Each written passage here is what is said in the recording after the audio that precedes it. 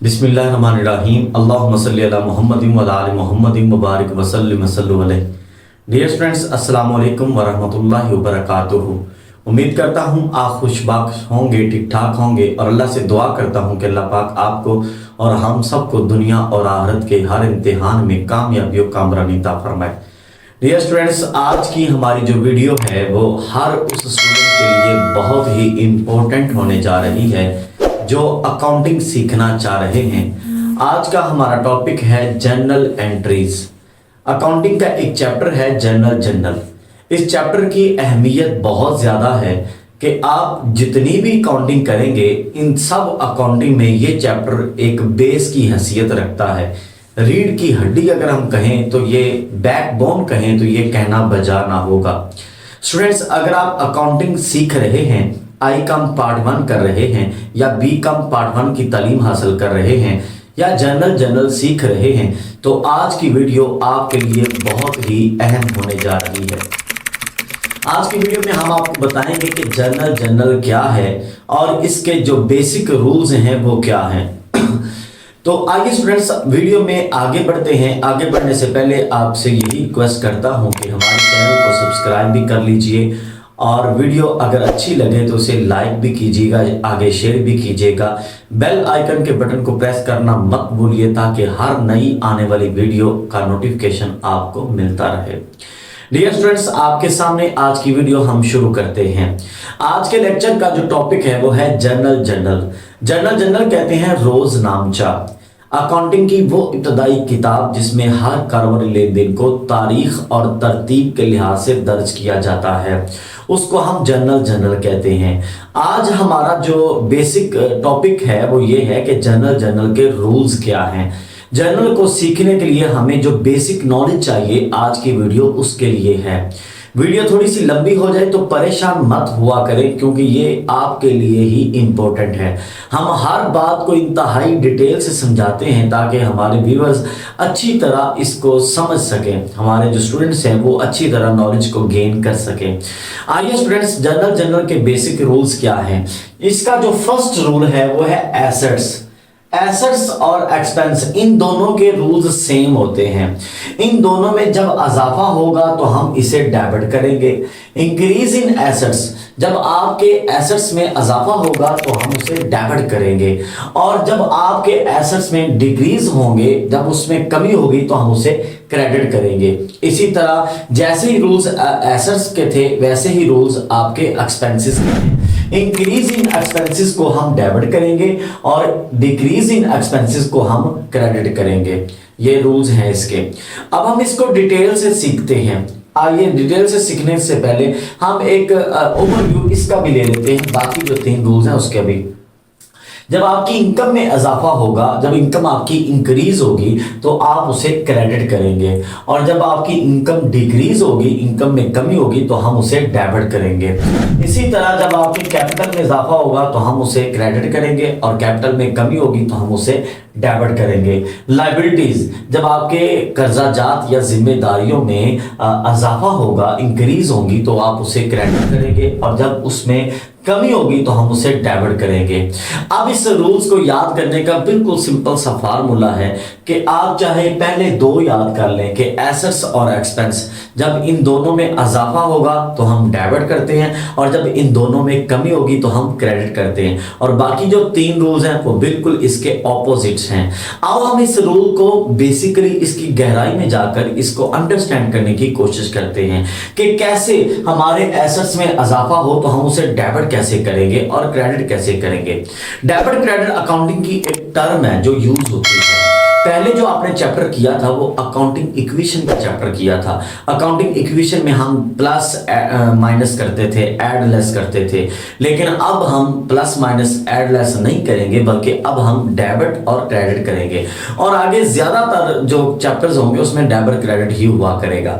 Debit एक term है कि जब अकाउंटिंग की, वैसे इसकी जो आमतौर पे कहा जाता है कि ये लेजर की जो लेफ्ट साइड है उसे हम डेबिट करते हैं और लेजर की जो राइट साइड है उसे हम क्रेडिट करते हैं। लेकिन आप इसे कॉमन सेंस में सादा लफ्ज़ में इस तरह समझ सकते हैं कि ये एक ऐसी टर्म है जो अकाउंटिंग में यूज होती है। जब हमारे पास किसी एसेट्स में इजाफा होता है हम उसे डेबिट करते हैं। अब हम इसकी एग्जांपल देखते हैं कैसे। जैसे आपने परचेज बिल्डिंग फॉर कैश, आपने बिल्डिंग खरीदी, आपके पास बिल्डिंग में इजाफा हो रहा है, बिल्डिंग आपका एसेट है, और साथ ही फॉर कैश ये नकद खरीदी है। आपने 1 लाख रुपए की सपोज एक बिल्डिंग आपने परचेज की है, तो 1 लाख रुपए 1 लाख रुपए आपसे कमी हो रही है, कैश में कमी हो रही है और साथ बिल्डिंग में इजाफा हो रहा है। तो बिल्डिंग में इजाफा हो रहा है, बिल्डिंग आपका एसेट है, इसलिए बिल्डिंग को आप डेबिट कर देंगे। और दूसरे कैश के एसेट में कमी हो रही है, कैश को हम क्रेडिट कर देंगे। हम इसे सादा लफ्ज़ में बच्चों को अक्सर तौर पर यह भी समझा देते हैं कि बेटा एसेट के लिहाज से जो चीज आपके पास अगर आएगी तो हम उसे डेबिट करेंगे और जो चीज आपसे जाएगी हम उसे क्रेडिट करेंगे। कैसे? परचेज बिल्डिंग फॉर कैश, आपने बिल्डिंग खरीदी, बिल्डिंग आ रही है, बिल्डिंग डेबिट होगा, और कैश जा रहा है, कैश क्रेडिट होगा। Purchase furniture for cash, furniture आ रहा है, फर्नीचर डेबिट हो जाएगा, कैश जा रहा है, कैश क्रेडिट होगा। इसी तरह purchase supplies for cash, supplies आ रही हैं, सप्लाईज डेबिट हो जाएगा और कैश जा रहा है, कैश क्रेडिट हो जाएगा। ये मैंने आपको एसेट की बात बता दी कि इसी तरह जब आपके एसेट्स में इजाफा होता है तो अब आप क्या करते हैं, एसेट्स में कमी होती है तो अब क्या करते हैं। तो इन सारी एंट्रीज में हमने सीख लिया कि जब जब हमारे जिस एसेट्स में इजाफा होगा हम उसे डेबिट करेंगे और जिस एसेट्स में कमी होगी हम उसे क्रेडिट करेंगे। अब आगे हम एक्सपेंसेस की एंट्री देखते हैं। जब हमारे एक्सपेंस में इजाफा होगा, जैसे हमने रेंट पे किया तो रेंट हमारा एक्सपेंस में इजाफा हो रहा है, तो अब क्या होगा, रेंट डेबिट हो जाएगा। एक्सपेंस में इजाफा हुआ, रेंट क्या हो जाएगा, डेबिट हो जाएगा। साथ ही इसके ऑपोजिट हमारे कैश में कमी हो रही है और कैश हमारा एसेट है तो कैश को क्रेडिट कर देंगे। रेंट डेबिट हो जाएगा, कैश क्या हो जाएगा, क्रेडिट हो जाएगा। जब आगे बढ़ते हैं तो आगे इस तरह हम करते हैं कि फर्ज करें आपने जो है ना सैलरी पे की है, पेड सैलरी 2000, आपने 2000 रुपीज सैलरी पे की है, तो सैलरी आपका एक्सपेंस है, एक्सपेंस में इंक्रीज हो रहा है तो सैलरी डेबिट हो जाएगा और कैश क्या हो जाएगा, क्रेडिट हो जाएगा। इसी तरह जब आप आगे मजीद बढ़े, एक और मिसाल ले लें, एग्जांपल ले लें कि पेड कमीशन, आपने कमीशन पे किया 1000 तो कमीशन डेबिट हो जाएगा, ये आपका एक्सपेंस है, और साथ आपका जो एसेट है कैश उसमें कमी हो रही है तो कैश क्या हो जाएगा, क्रेडिट हो जाएगा। अब ये एक्सपेंस के इजाफे की एंट्रियां हमने देखी और बाज़ का आपके एक्सपेंस डिक्रीज भी होते हैं, एक्सपेंस में कमी होती है। वो कैसे कि फर्ज करें आपने किसी को गुड्स बेची थी तो आपने एंट्री की थी, आपने जो है ना शाहिद को गुड्स बेची है, सोल्ड गुड्स टू शाहिद 10,000, तो आप एंट्री करेंगे शाहिद डेबिट और सेल्स क्रेडिट 10,000 से। अब आपने शाहिद से पैसे लेने हैं, शाहिद शहर छोड़ के चला गया, आपको पता है कि आपको पैसे नहीं मिलने, आप एंट्री कर दोगे बैड डेट्स डेबिट और शाहिद क्रेडिट, आपके एक्सपेंस में इजाफा हो गया और जो आपका एसेट है वो डिक्रीज हो रहा है, उसको आपने क्रेडिट कर दिया। बाद में क्या होता है कि दोबारा आपको शाहिद मिल जाता है और आपके पैसे रिकवर हो जाते हैं। तो ये जो आपका एक्सपेंस है वो पहले इंक्रीज जो हुआ था अब वो डिक्रीज हो रहा है, तो अब आप क्या एंट्री करोगे, कैश डेबिट करोगे, एसेट में इजाफा हो रहा है कैश को डेबिट करोगे, और बैड डेट से रिकवर जो आपका एक्सपेंस था वो डिक्रीज हो गया तो बैड डेट से रिकवर को आप क्या कर देंगे, क्रेडिट कर देंगे। इसी तरह हम इनकम की एग्जांपल लेते हैं कि जब आपकी इनकम में इजाफा होता है, जब आपकी अर्निंग में इजाफा होता है, जैसे रिसीव कमीशन, आपने कमीशन वसूल किया, जब आप कमीशन वसूल करते हो तो आपके पास कैश आता है और कैश आपका एसेट है, कैश डेबिट होगा और कैश कमीशन की वजह से आ रहा है, कमीशन आपकी इनकम है, इनकम इंक्रीज हो रही है तो कमीशन क्रेडिट हो जाएगा। कैसे, एक और एग्जांपल ले लें कि रिसीव रेंट, हमने रेंट वसूल किया किसी से, तो जब हम रेंट वसूल करेंगे तो हमारे पास कैश आएगा, कैश एसेट है, एसेट में इजाफा हो रहा है, हम कैश को डेबिट कर देंगे और रेंट को क्या कर देंगे, क्रेडिट कर देंगे। इसी तरह एक और एग्जांपल आप ले लें कि रिसीव इंटरेस्ट, आपने बैंक से इंटरेस्ट वसूल किया, बैंक में आपका डिपॉजिट पड़ा था तो उसके आपको इंटरेस्ट मिला है तो आपके बैंक में इजाफा हो जाएगा, बैंक डेबिट कर दोगे और इंटरेस्ट आपकी इनकम हो जाएगी, इंटरेस्ट को आप क्रेडिट कर देंगे। आगे बढ़ते हैं कैपिटल, जब हम बिजनेस को स्टार्ट करते हैं तो वो ऑनर जो पैसा बिजनेस में इन्वेस्ट करता है, बिजनेस का जो प्रोप्राइटर है या ऑनर है या मालिक है, वो बिजनेस में जो पैसा लगाता है, जो सरमाया लगाता है या कोई भी चीज बिजनेस में लगा देता है उसे हम कैपिटल कहते हैं। जैसे स्टार्टेड बिजनेस विद कैश, जब वो कैश के साथ बिजनेस शुरू करेगा तो कैश आ रहा है बिजनेस बिजनेस में कैश को हम डेबिट करेंगे और कैपिटल को क्रेडिट करेंगे, क्योंकि कैपिटल में इजाफा हो रहा है। बिजनेस में जो पैसा आता है उसको हम कैपिटल कहते हैं, तो कैपिटल इंक्रीज हो रहा है तो कैपिटल क्रेडिट होगा। कैश जो आ रहा है वो बिजनेस में एसेट में इजाफा हो रहा है, कैश डेबिट हो जाएगा और कैपिटल को क्रेडिट कर देंगे। अब आइए हम लायबिलिटीज की बात समझते हैं। लायबिलिटीज कहते हैं कर्जा जात या जिम्मेदारियों को। जब आपके कर्जे में इजाफा होता है, कैसे मैंने अहमद से उधार अशिया खरीदी है, मेरे सामने एक ट्रांजैक्शन आती है, purchase goods from Ahmad for rupees 10,000 on credit. मैंने अहमद से 10,000 रुपए की गुड्स जो हैं वो उधार परचेज की हैं, तो वो मेरे ऊपर लायबिलिटी बन रही है।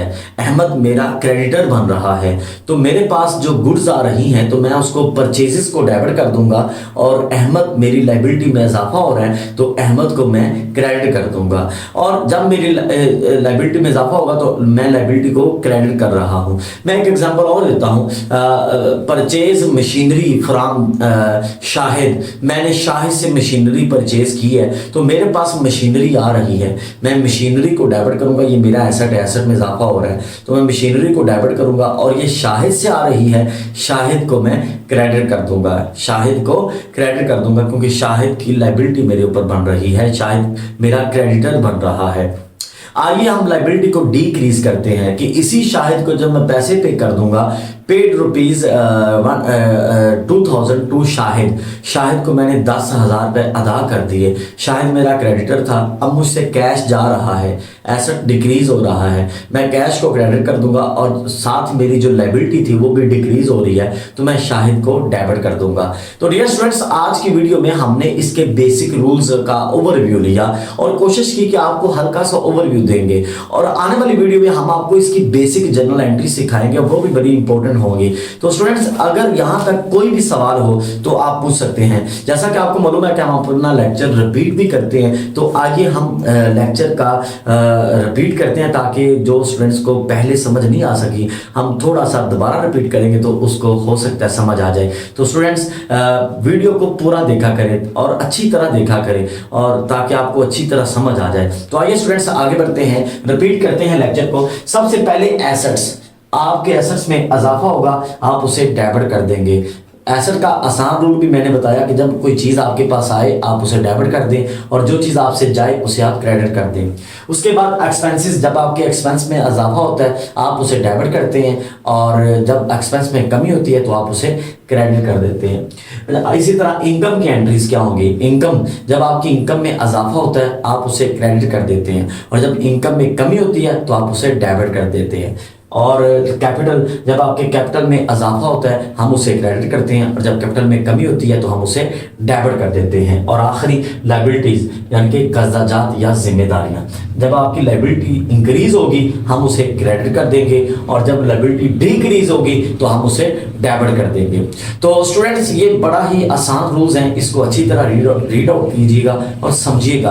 आने वाली जो वीडियो है उसमें हम इसकी बेसिक जनरल एंट्रीज बताएंगे, ताकि बच्चों को मजीद अच्छी तरह से समझ आ जाए, और इसका आने वाला जो लेक्चर होगा वो उसकी बेसिक एंट्रीज के मुतल्लिक होगा, इंशाल्लाह वो बहुत इंपॉर्टेंट होगा। आइए स्टूडेंट्स, कोई सवाल हो आप पूछ सकते हैं, मैं कमेंट सेक्शन में जाकर आपके सवालात का जवाब देने की पूरी कोशिश करूंगा। खुश रहिए, आबाद रहिए, दुआ करता हूँ जिंदगी के हर इम्तिहान में कामयाब हो जाइए।